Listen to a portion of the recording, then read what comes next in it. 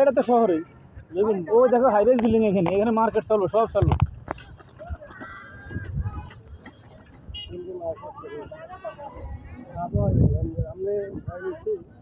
একটা বাড়ি আছে বুঝছেন হ্যাঁ এদিকে চলে আচ্ছা দেখতে নাহলে সুযোগের অভাব নেই পোলাপান কি সুন্দর ফুটবল খেলতে থাকেন আর এই সময় তো আমরা শেষ করছি